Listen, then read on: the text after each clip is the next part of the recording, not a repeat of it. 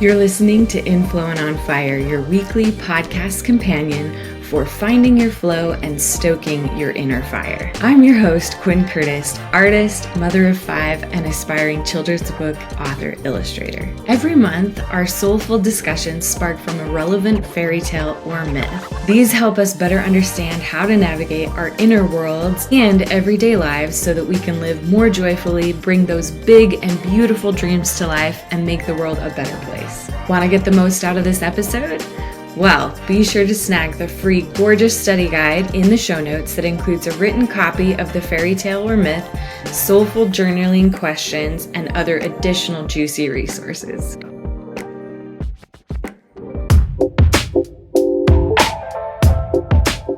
In this episode, I'm going to share with you a Selkie story that will help us really dive into all the rest of the discussions we'll be having this month around the Selkie myth.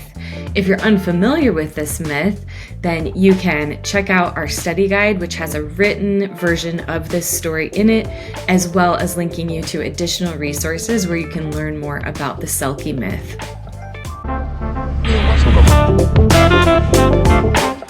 There are lots of different versions of the Selkie myth and story. It's an old myth, and there are versions of it that show up in a lot of different cultures. But the myth that I wanted to share in reference, because it's one of my favorite tellings of it, is from Clarissa Pinkola Estes' book, Women Who Run with the Wolves. So I'll be reading that version of her Selkie story, which is called Sealskin, Soulskin. During a time that once was, is now gone forever, and will come back again soon, there is day after day of white sky, white snow, and all the tiny specks in the distance are people or dogs or bear. Here nothing thrives for the asking. The winds blow hard, so the people have come to wear their parkas and mamluks, boots, sideways on purpose now. Here words freeze in the open air, and whole sentences must be broken from the speaker's lips and thawed at the fire so people can see what has been said. Here the people live in the white and abundant hair of old Anulek, the old grandmother, the old sorceress who is Earth herself. And it was in this land that there lived a man so lonely that over the years tears had carved great chasms into his cheeks. He tried to smile and be happy. He hunted, he trapped, and he slept well, but he wished for human company. Sometimes out in the shallows in his kayak when a seal came near, he remembered the old stories about how seals were once human, and the only reminder of that time was their eyes, which were capable of portraying those looks, those wise and wild and loving looks. And sometimes then he felt such a pang of loneliness that tears coursed down the well-used cracks in his face. One night he hunted past dark but found nothing. As the moon rose in the sky and the ice floes glistened, he came to a great spotted rock in the sea, and it appeared to his keen eye that upon that old rock there was movement of the most graceful kind. He paddled slow and deep to be closer, and there atop the mighty rock danced a small group of women, naked as the first day they lay upon their mothers' bellies. Well, he was a lonely man with no human friends but in memory, and he stayed and watched. The women were like beings made of moon milk, and their skin shimmered with little silver dots like those on the salmon in springtime, and the women's feet and hands were long and graceful. So beautiful were they that the man sat stunned in his boat, the water lapping, taking him closer and closer to the rock. He could hear the magnificent women laughing, at least they seemed to laugh. Or was it the water laughing at the edge of the rock? The man was confused, for he was so dazzled. But somehow the loneliness that had weighed on his chest like wet hide was lifted away, and almost without thinking, as though he was meant, he jumped up onto the rock and stole one of the sealskins lying there. He hid behind an outcropping, and he pushed the sealskin into his parka. Soon one of the women called in a voice that was the most beautiful he'd ever heard, like the whales calling at dawn. Or no, maybe it was more like the newborn wolves tumbling down in the spring. No, it was something better than that. But it did not matter, because what were the women doing now? Why, they were putting on their sealskins, and one by one the seal women were slipping into the sea, yelping and crying happily, except for one. The tallest of them searched high and searched low for her sealskin, but it was nowhere to be found. The man felt emboldened by what he did not know. He stepped from the rock, appealing to her. "Woman, be my wife. I am a lonely man." "Oh, I cannot be wife," she said, "for I am of the other, the ones who live beneath." "Be my wife," insisted the man. "In 7 summers I will return your sealskin to you, and you may stay or you may go as you wish." The young seal woman looked long into his face with eyes that but for her true origin seemed human. Reluctantly, she said, "I will go with you. After 7 summers it shall be decided." So in time they had a child whom they named Oric, and the child was lithe and fat. In winter the mother told Oric tales of the creatures that lived beneath the sea, while the father whittled a bear or a wolf in white stone with his long knife. When his mother carried the child Oric to bed, she pointed out through the smoke hole to the clouds and all their shapes. Except instead of recounting the shapes of raven and bear and wolf, she recounted the stories of walrus, whale, seal, and salmon, for those were the creatures she knew. But as time went on, her flesh began to dry out. First it flaked, then it cracked. The skin of her eyelids began to peel.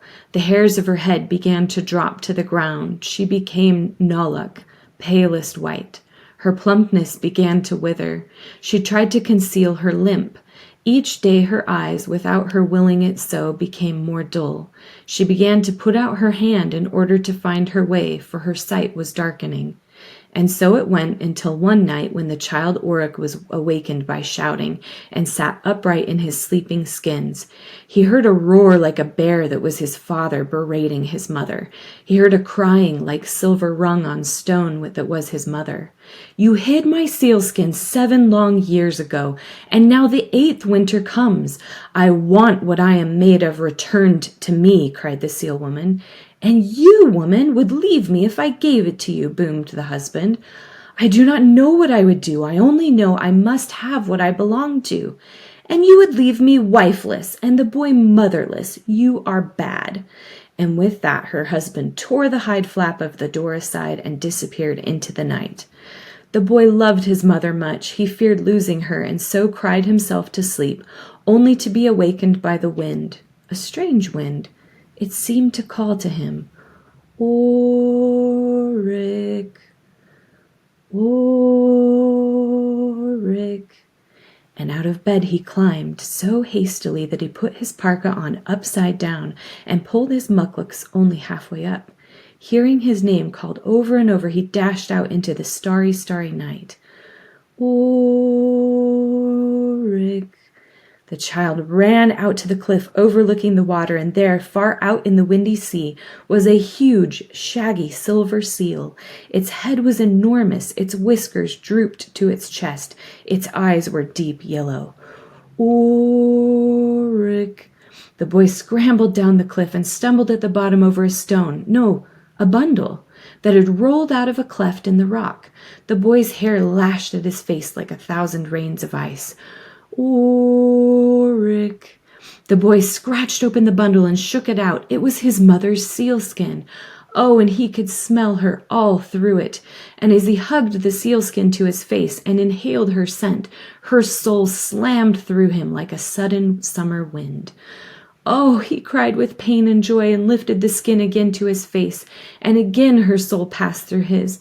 "Oh," he cried again, for he was being filled with the unending love of his mother. And the old silver seal, way out, sank slowly beneath the water. The boy climbed the cliff and ran toward home with the sealskin flying behind him, and into the house he fell. His mother swept him and the skin up and closed her eyes in gratitude for the safety of both. She pulled on her sealskin. "Oh, mother, no!" cried the child. She scooped up the child and tucked him under her arm and half ran and half stumbled toward the roaring sea. "Oh, mother, no, don't leave me," Oric cried. And at once you could tell she wanted to stay with her child. She wanted to. But something called her, something older than she, older than he, older than time. "Oh, mother, no, no, no," cried the child. She turned to him with a look of dreadful love in her eyes. She took the boy's face in her hands and breathed her sweet breath into his lungs once, twice, 3 times.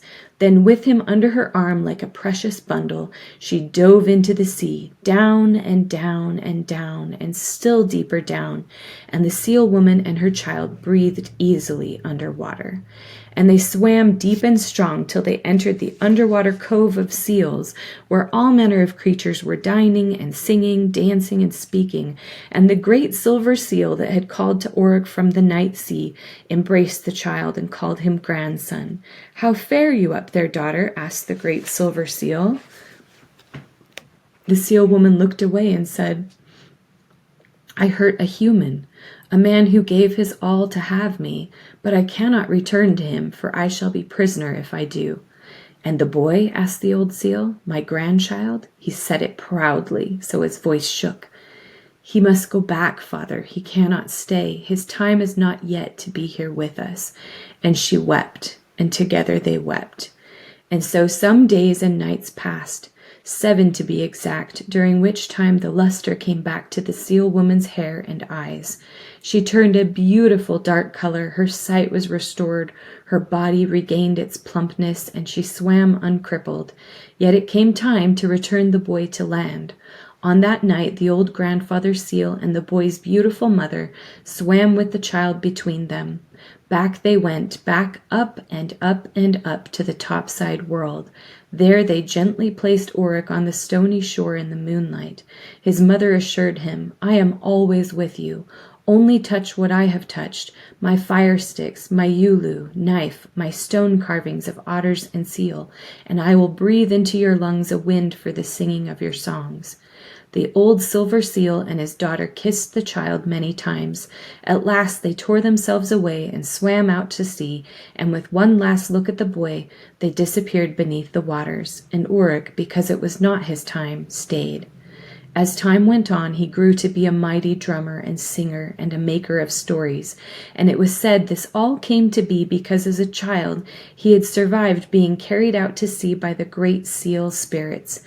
Now in the gray mists of morning, sometimes he can still be seen with his kayak tethered, kneeling upon a certain rock in the sea, seeming to speak to a certain female seal who often comes near the shore.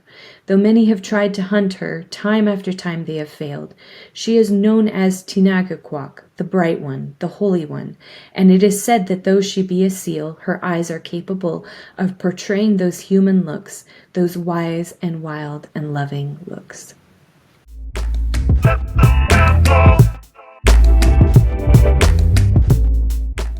Throughout the rest of the episodes in this month, we'll be discussing this fairy tale and how it relates to our inner worlds and how we can better navigate the world outside of us as well. There are so many beautiful and powerful themes within it.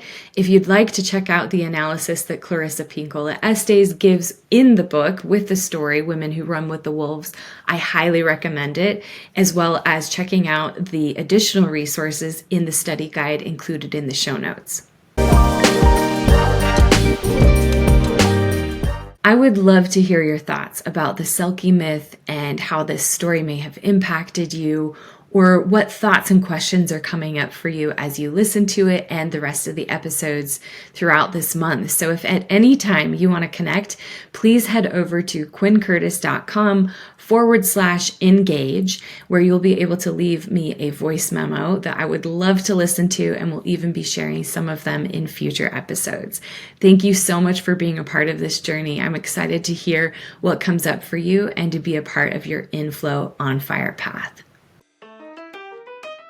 In Flow and On Fire is a weekly podcast to help you find your flow and stoke your inner fire so that you can live more joyfully, create those big and beautiful dreams, and make the world a better place. Living in Flow on Fire isn't a destination, it's a daily practice. We make this show every week to help support you in that practice with deep inspirational insights and real-world examples of other soulful people who are leaning into this journey also. To better support your Inflow on Fire practice, we send you each week's episode via email direct to your inbox so you never miss a beat. Go to quincurtis.com/email to sign up and stay inspired. Also, when you sign up, you'll get access to my free Living in Flow and On Fire guide, a step-by-step path to find your flow and stoke your fire today. Sign up at quincurtis.com/email to amp up your inflow and on fire lifestyle with me now. This has been another episode of Inflow and On Fire, a weekly podcast cheering you on to follow your heart and come more alive. It can be tough to stay in flow and keep your creative fires burning bright, so please take this podcast with you on your journey. Subscribe so we can keep fanning your flames and cheering you on each week. If you got something out of this episode and haven't already left us a review, please do. Positive reviews really help other people who need this to find it also. I'm your host, Quinn Curtis, artist, mother of 5, and aspiring children's book author illustrator. I'm here creating this show because I know just how hard it can be to even just stay excited and engaged in our everyday lives. With so many demands for our time and attention, it can be especially tricky to prioritize those nudges from our heart and soul. However, the costs, like depression, disconnection, anxiety, overwhelm, loneliness, lack of fulfillment, and so much more, are really high when we don't. So every week I gather soulful stories, inspiring ideas, and incredible people to help us stay connected to our inner compass and remember what's most important. Ultimately, I created this show because I need those regular reminders too, but my hope is it can also inspire and help you to keep going and bring more of your magic that's inside of you out into the world. We need it. Special thanks to Avesa and Maddie Love for our theme music. Thank you so much for listening, friend. In between now and when we connect again, stay in flow on fire. It matters, and you matter.